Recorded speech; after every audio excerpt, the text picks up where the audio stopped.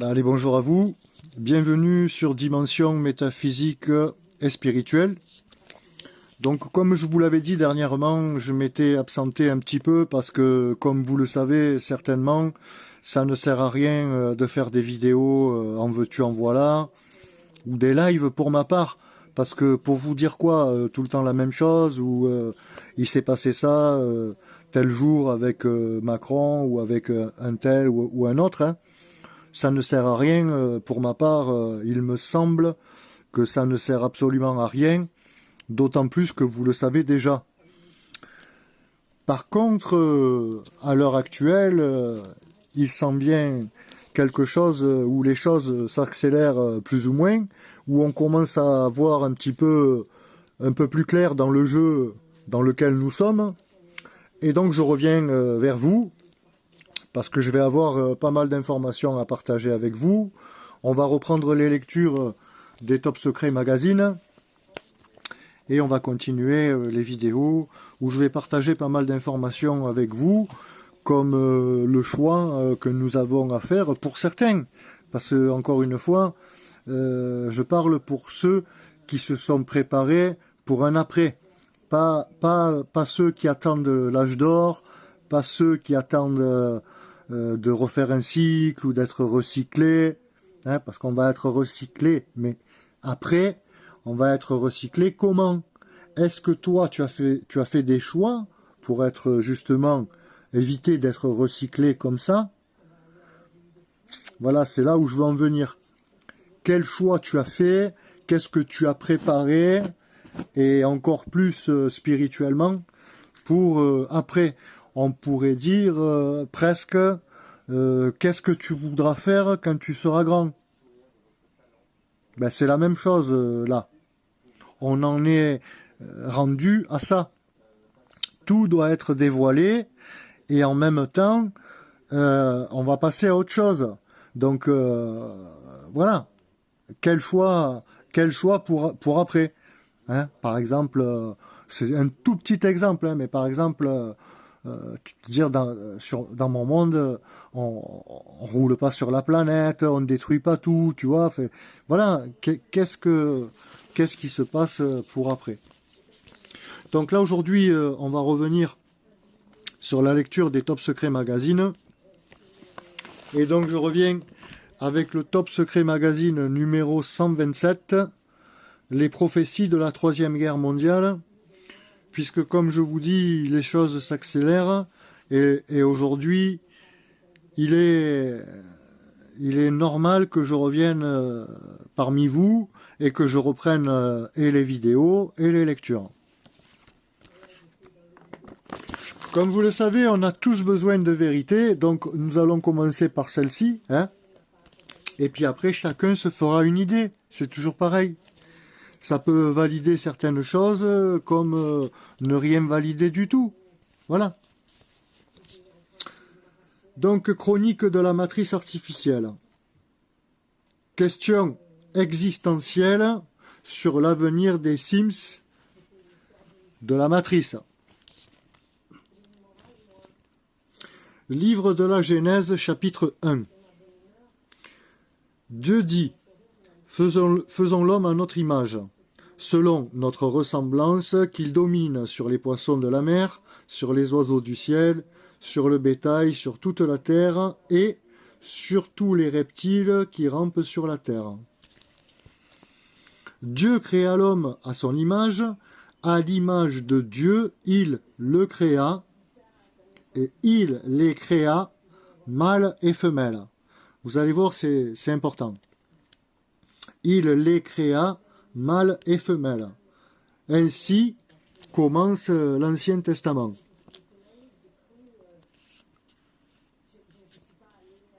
Une lecture attentive nous permet de comprendre plusieurs choses importantes. Relevons tout d'abord qu'il n'est pas question dans ce premier chapitre d'une création d'un spécimen unique. Dieu créa l'homme à son image. Ici, le terme « l'homme » est à prendre dans son sens d'acceptation la plus large, c'est-à-dire Dieu créa l'espèce humaine, comprenant bien sûr les hommes et les femmes. La suite de la phrase le confirme. Dieu créa l'homme à son image, il les créa mâles et femelles. Trop souvent négligé, le pluriel les, il les créa mâles et femelles, est pourtant essentiel pour la bonne compréhension du texte ici. Il ne laisse aucune place au doute, en effet, sur le fait que les hommes et les femmes ont bien été créés en série. Et quand je dis bien en série, c'est en série. Et en deux versions bien distinctes, mâle et femelle. Ce pluriel exclut donc, comme nous l'avons déjà dit, la création ici d'une espèce unique, d'un spécimen unique, et par conséquent celle d'un prototype qui serait à la fois mâle et femelle. Il existe en effet une croyance qui circule depuis longtemps à ce sujet et qui prétend que la première version de l'humanité était composée, elle, d'êtres hermaphrodites capables de s'auto-féconder. Ce pluriel les permet, donc le pluriel les, L-E-S, permet ici d'écarter cette méprise trop largement répandue. Pour ôter toute ambiguïté à ce verset, il faudrait donc traduire la phrase ainsi: Dieu créa les êtres humains à son image, il les créa hommes ou femmes. Le « et » ici est interprété dans le sens « et aussi », a malheureusement été la porte ouverte à toutes les conclusions. Je dirais même la porte ouverte à toutes les fenêtres. Et donc le célèbre dialogue du banquet de Platon, avec sa conception clonesque du premier homme fabriqué, a amplement contribué à cette méprise idiote. Dans le banquet, Platon fait parler le célèbre auteur de comédie, Aristophane. Celui-ci nous raconte la création de l'homme par les dieux grecs. L'humanité était à l'origine une improbable créature double, composée de siamois collés dos à dos et répartie en trois espèces, mâle, femelle, mâle, femelle, femelle, et ainsi l'espèce androgyne, mâle, femelle. Ce curieux attelage n'était vraisemblablement pas très fonctionnel. Aristophane décrit ici en effet des hommes de forme ronde, avec un dos et des flancs arrondis, 4 mains, autant de jambes, de visages, tout à fait pareil pour un cou rond. Et sur ces deux visages opposés, une seule tête, 4 oreilles, 2 organes génitaux et tout le reste à l'avenant. Il marchait droit, comme à présent, dans le sens qu'il voulait, et quand il se mettait à courir vite, il faisait comme les saltimbanques qui tournent en cercle en faisant leurs jambes en l'air, en lançant leurs jambes en l'air, s'appuyant sur leurs membres qui étaient au nombre de 8, ils tournaient rapidement sur eux-mêmes. Cette description pourrait paraître naïve ici, voire même grotesque, même de la part d'un comique de l'Antiquité, lequel prétend d'ailleurs parler le plus sérieusement du monde. Beaucoup considèrent qu'elle n'est là qu'à titre métaphorique pour servir le dialogue de Platon, qui est centré autour du thème de l'amour. Mais il ne s'agit pas seulement de ça. En réalité, l'objectif visé par Platon se situe à un autre niveau. et on le comprend aisément en lisant l'ensemble du dialogue. En fait, à travers cette genèse grecque, Platon milite bien pour une cause qui lui tient à cœur, qui défend et vis-à-vis de laquelle il plaide pour plus de tolérance. Qu'est-ce donc? L'homosexualité, bien évidemment. Selon Aristophane, que Platon fait parler, les dieux avaient, pour les punir, fini par diviser la créature en deux. Cela explique bien l'attirance irrépressible que se vouent certains amoureux, quel que soit le genre, chacun cherchant éperdument à retrouver la moitié dont il a été séparé.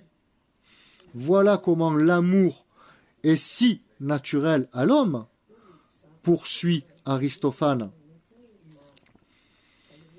L'amour nous ramène à notre nature primitive et, de deux êtres n'en faisant qu'un, rétablit en quelque sorte la nature humaine dans son ancienne perfection.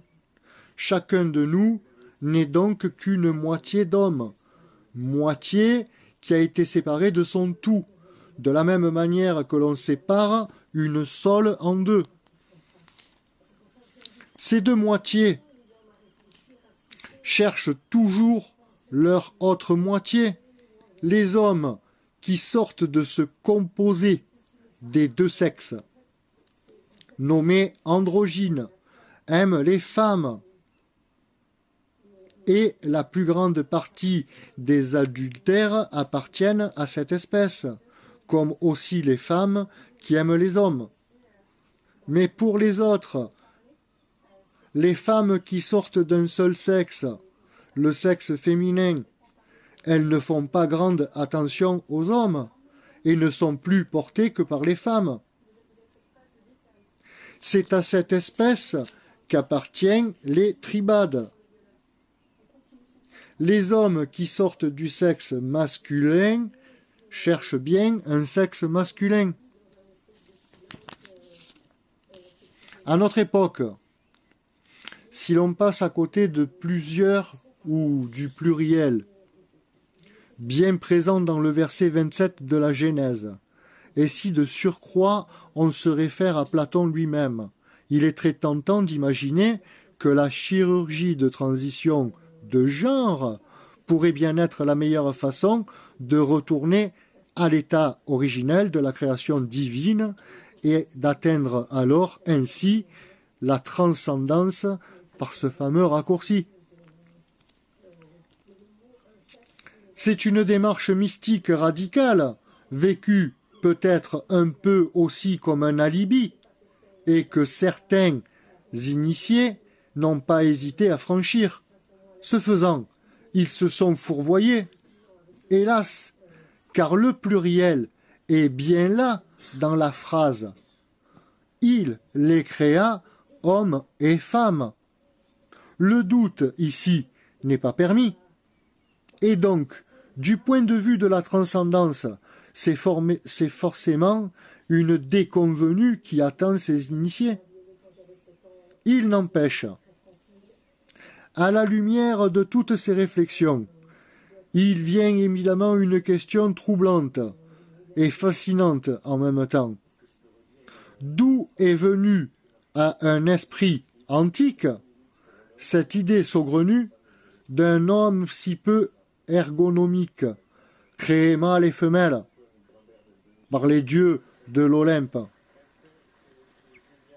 Se peut-il que Platon ait été influencé par la lecture de la Bible, qu'il ait été lui aussi abusé par une traduction approximative?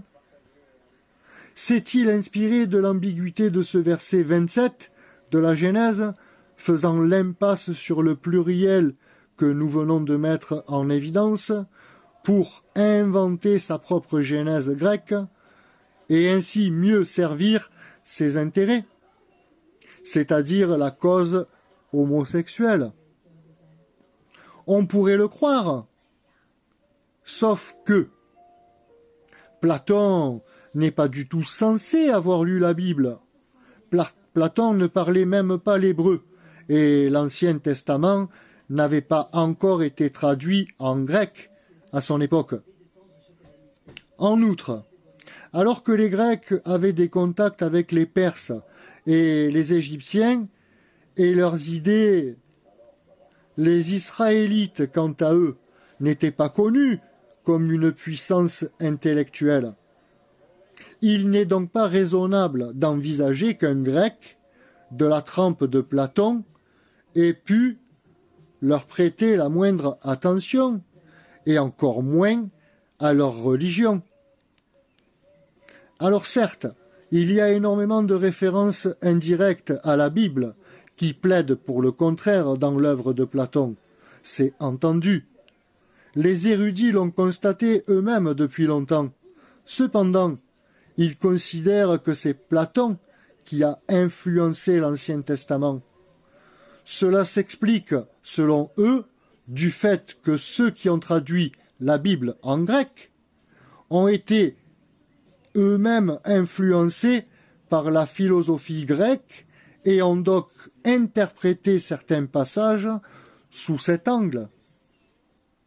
Je vous invite donc à découvrir en tout cas ce numéro de Top Secret Magazine, qui est le dossier sur Hérodote de notre ami Philippe de White, qui traite également de ce sujet avec brio et qui va beaucoup plus loin dans sa démonstration, page 32, du livre du Top Secret Magazine, qui traite sur Hérodote. Mais concernant Platon, pour bien comprendre le véritable contexte dans lequel ce texte a été rédigé, je pense qu'il faut faire totalement abstraction de ce que nous avons appris en matière d'histoire difficile et à plus forte raison, oublier tout ce que nous croyons savoir sur le philosophe de l'Antiquité qui se nomme Platon. Je vous propose donc de vous libérer de ce carcan de la chronologie officielle et de découvrir un autre Platon qui, lui, est bien plus réel et beaucoup moins fantasmagorique que celui qui nous a toujours été dépeint.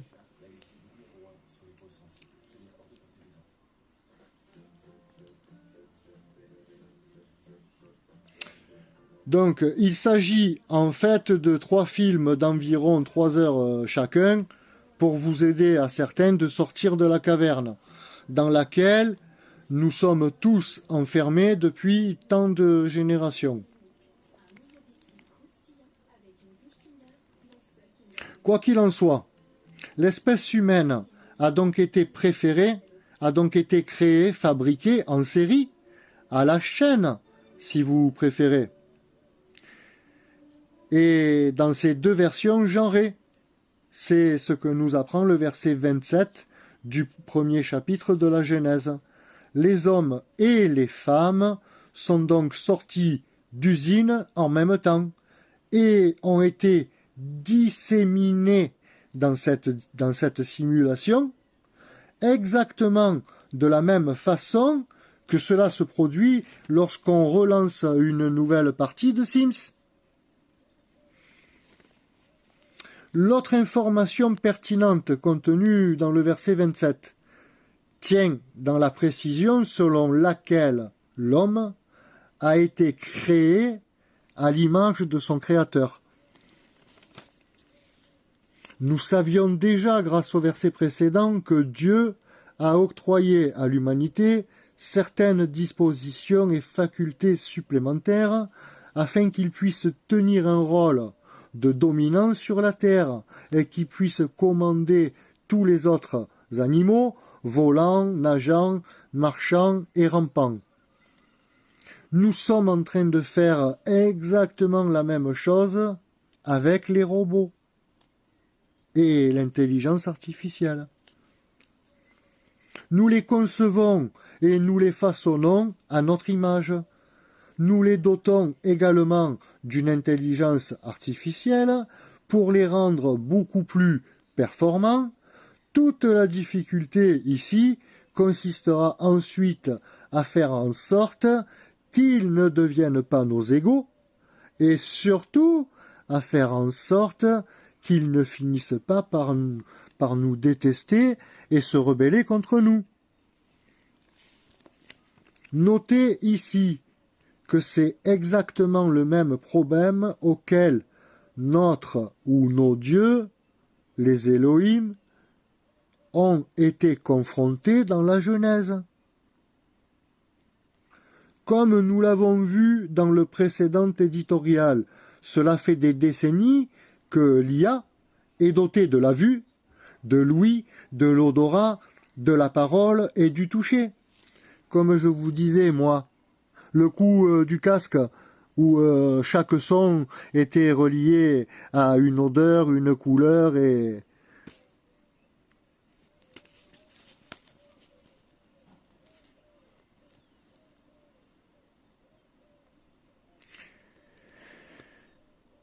Il ne restait plus donc qu'à lui fournir un corps et un système d'énergie viable pour se mouvoir librement.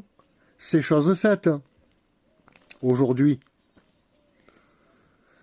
Les tout premiers robots fabriqués en série dans d'immenses usines commencent bien à sortir des chaînes de montage aujourd'hui. Après nous avoir observés par milliards et s'être nourris de nos comportements et de nos expériences durant toute sa période de gestation et de croissance, avant même d'entrer dans l'âge de raison, autrement dit l'âge de la conscience, l'IA a hérité de nos connaissances, mais aussi de nos mentalités, de nos travers et de nos défauts.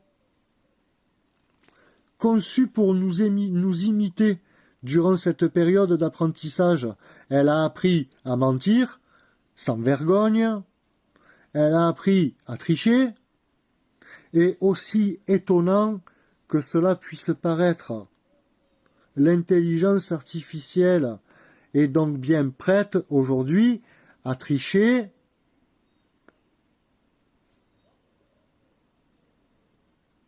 pour atteindre le but qu'elle s'est assigné.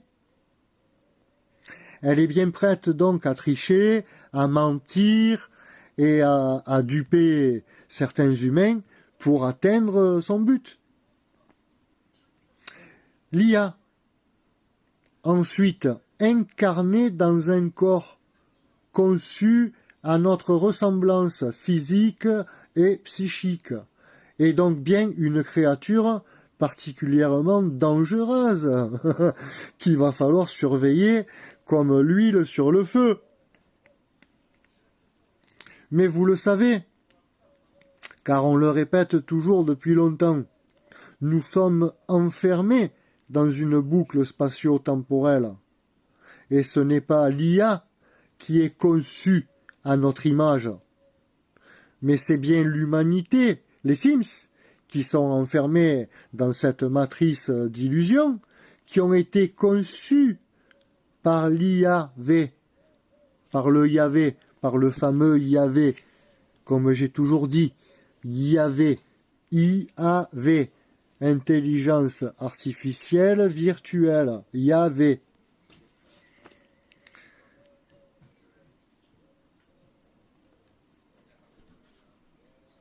Donc,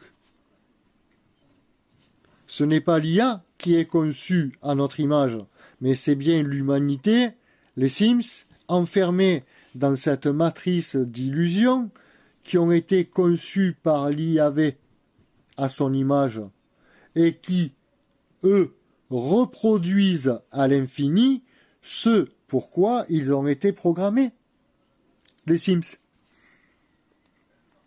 Comparez, juste un exemple, comparez simplement les robots du film iRobot qui était sorti en 2004.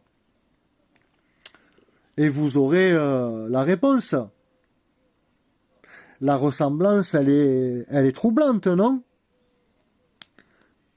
Qui a voulu ressembler à qui? Vous voyez ce que je veux dire? Si vous voyez ce que je veux dire. C'est nous qui avons voulu ressembler à l'IA, fameux Dieu, ou c'est l'IA qui veut nous ressembler? Enfin, vous voyez, le début, c'est la fin. Et la fin, c'est le commencement. Donc voilà pourquoi aujourd'hui mon retour sur la chaîne. Voilà pourquoi je vous dis qu'il est important que je partage avec vous des informations qui vont être croustillantes parce que, bon, comme j'ai toujours dit, j'ai eu cette chance de me souvenir que j'avais oublié. Et j'avais oublié quoi? Ben, qui j'étais. J'avais oublié qui j'étais, qu'est-ce que je faisais ici. En gros, comme j'avais expliqué, malheureusement, il y en a, ils se sont tellement plongés dans le jeu, et dans le jeu J-E-U, et le jeu J-E, je suis quoi, hein? Eh bien, qui s'en sont perdus, qui s'en sont oubliés eux-mêmes.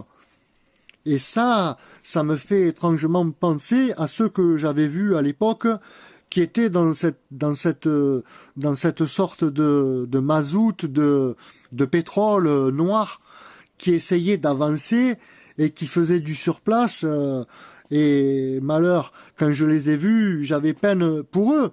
J'étais obligé de les prendre par derrière le col basque et les tirer d'un bout à l'autre pour les faire traverser vite de l'autre côté, parce que de cet endroit, il sortait des personnages, des entités déjà habillés. Bon, ils étaient habillés en plastique, quoi, avec des habits en plastique. Voilà.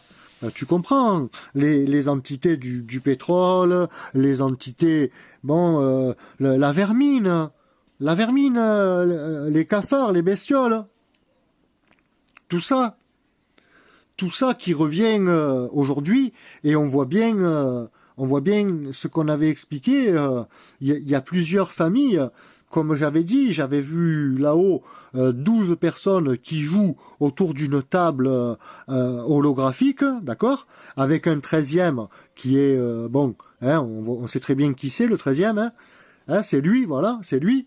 Et lui, il dirige les cartes, il distribue les cartes, il commande, c'est lui qui contrôle le jeu pour le moment, d'accord? Et à la fin du jeu, le gagnant de la partie, puisque là on voit bien, à la fin, là on voit bien que là, les choses elles avancent de plus en plus vite, et on voit bien que certains, ils commencent à sortir leurs cartes, leurs jokers, et on voit bien ce qu'on disait à l'époque, ces fameuses familles. La famille un tel, famille un tel, famille un tel, famille avec des sauveurs divins, des familles bon avec sauvées par des technologies, d'autres attendent les extraterrestres, d'autres attendent de la métaphysique extraterrestre. Bon, tu vois, tout le monde attend quelque chose, quoi. Sauf que y en a d'autres, ils attendent de rentrer chez eux, quoi, tout simplement. Bien évidemment que certains initiés également, ils savent ce que d'autres se posent des questions, se disent oh machin, qu'est-ce qu'il y a pas, tout ce tralala, comme je disais. Attention, c'est pour ça que je fais pas des vidéos en veux-tu en voilà pour dire Macron ceci, cela, hein, parce que il faut pas regarder la main du magicien qui est en action. Il faut regarder justement la main que nous voyons pas. D'accord? L'invisible. Tout ce que nous voyons pas, tout ce que pendant le Covid, pendant tous ces trucs, eux, ils ont fait des trucs, wow, que les gens, ils peuvent même pas s'imaginer qu'il s'est passé tout ça pendant ce laps de temps. Voilà. Parce qu'il y en a, voilà, ils croient que ça va leur tomber tout cuit, qu'il n'y a rien à faire et tout. Mais bien évidemment qu'il y avait un travail à faire, un travail déjà spirituel, un travail psychologique, psychique, physique, parce que bien évidemment avec tout ce qui allait s'en venir, et tout ce qui s'en vient d'ailleurs. Voilà, là on voit bien à l'heure actuelle les choses... ça commence à s'éclaircir plus ou moins, même si malheureusement, et tant mieux, que on voit pas qui fait partie de quelle équipe, parce que c'est pas vrai, hein, parce que ça change tout le temps. Hein, d'un coup, celui-là, il va être dans l'équipe bleue, et puis hop, demain, il est dans l'équipe verte, et tu n'as rien vu, tu vois ce que je veux dire? Le problème, il est pas là, ça, on s'en fout de qui est dans quelle équipe, et voilà. Et ce qui est important, c'est de faire attention à ce qui se passe dans tout ce qu'on voit pas, et tout ce qu'on n'entend pas, et tout ce qu'on peut pas mettre la main dessus. Voilà. Et c'est là où les gens comme nous, ils sont importants, parce que, bien évidemment, même si pour d'autres, tant pis pour eux, hein, on passe pour des fous, des ci, des ça, des l'autre, des complotistes, des... Bon, peu importe. Le problème, il est, on voit bien, il y en a, ils s'occupent bon, que la Terre, elle est ronde, qu'elle tourne pas, que Macron, pas Macron, enfin, il se passe pas mal de trucs hein, autour de nous, les guerres et tout, mais malheureusement, tout ça, c'est de l'enfumage, hein, attention, hein, tout ça, c'est de l'enfumage, de la fumée, hein, pour que justement les super éveillés, ils tombent dans le panneau, ils se cassent la gueule et ils n'arrivent pas justement au bout du bout. C'est-à-dire, qu'est-ce que le bout du bout? Eh ben, c'est-à-dire d'arriver à contrer le chaos. Le chaos qui va se produire, qu'ils ont toujours produit, ce fameux chaos. En, en, en échange de ce qui s'appelle, en échange du blackout, le white in, la lumière dedans, quoi, plutôt que le noir dehors. Hein, voilà. Donc eux créent ce qu'on appelle le blackout, le chaos, à la fin des temps. Il arrive hein, sur la scène, parce que lui, de toute façon, il est bon qu'à ça, hein, à créer des matrices comme ça, le chaos. Voilà, c'est son travail, c'est son truc. Et ça sert à rien, encore une fois, c'est pareil. Tous ceux qui disent ouais, on va les attraper, on va les crever, mais ça sert à rien. Ça ne sert absolument à rien. Hein, parce que tu pourras aller crever qui tu veux, c'est malheureux, mais tu pourras crever qui tu veux, ça changera rien. Le fait que tu vas ascensionner, que tu vas arriver à ce que tu avais projeté, prévu, choisi, préparé pour ton après, pour ce qui vient après. Tu vois, il y en a, ils attendent le Messie, il y en a, ils attendent de l'âge d'or, il y en a, ils attendent, bon, ils attendent monde et merveille. Alors qu'il y en a, ils attendent, je te dis, de rentrer chez lui. Tout simplement. Du côté de l'absolu, j'ai toujours décrété, sauf pour ceux qui sont pas prévus pour ça. Encore une fois, c'est pareil. Ceux qui sont pas prévus pour ça, ils n'ont pas été appelés, ou ils sont pas prêts, ou ils voient rien, ils entendent rien, ou ils voient pas, ils entendent pas. Peu importe. Il n'y a aucune punition. C'est comme ça. Voilà. Encore une fois, il faut s'occuper. C'est-à-dire que ceux qui sont prévus pour ça, ce que je suis en train d'expliquer, alors oui, à ce moment-là, il faut s'occuper de ça, quoi. Pas de ce qu'il y a à côté, des petits malheurs qu'il y a actuellement et tout, parce que malheureusement, tout ça, c'est de l'enfumage, hein. Même si c'est triste, même si malheureusement, il y en a qui souffrent et tout, hein. Et bon, voilà, et ça va s'accélérer encore plus là, hein. Donc c'est pour ça que je vous dis, jusqu'à maintenant, ça servait pas à grand chose que je fasse des vidéos et des lives tous les jours et toutes les semaines et tous les jours et tous les week-ends. Hein. Là, par contre, il s'avère que oui, ça va servir, c'est important. De toute façon, si Internet il a été créé, si tout ça, tous ces outils qu'on a aujourd'hui, hein, qui sont en place, qui nous servent à chacun de nous à nous exprimer, à nous dire, à dire ce que nous on ressent ou ce qu'on veut vraiment. Alors à ce moment-là, voilà. Après pour les autres, ben tant qu'ils diront pas qu'ils en ont marre, ça va continuer de toute façon. Hein, c'est ça le truc. Hein.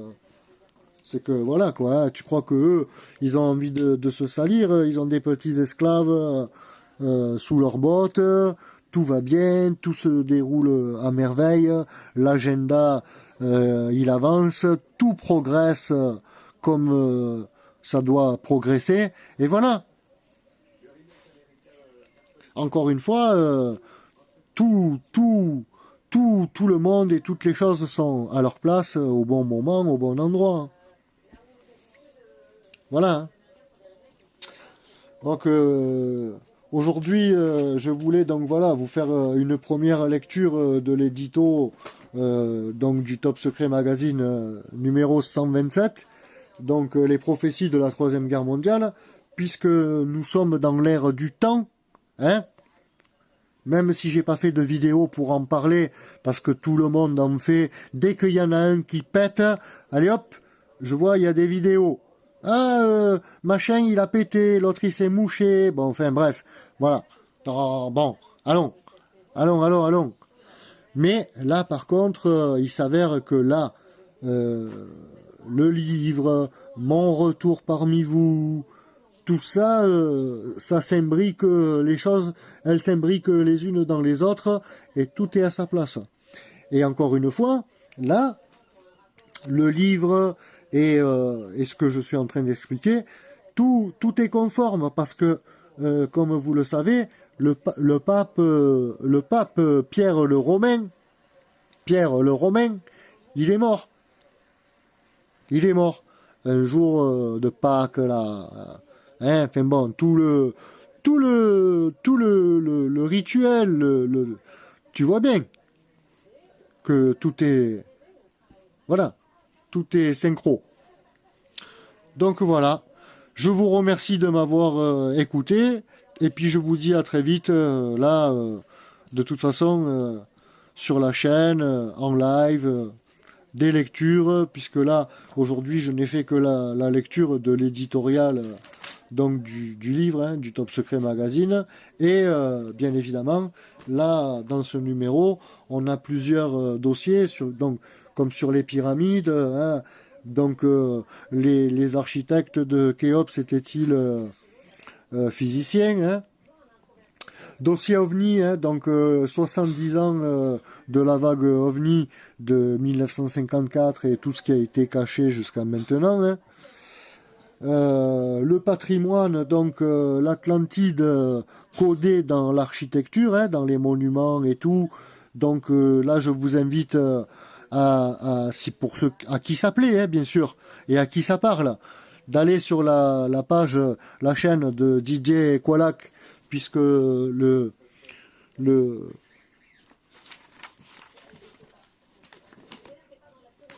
dossier là, donc dans le livre là, hein, qui s'intitule donc les ovnis dans l'architecture et tout.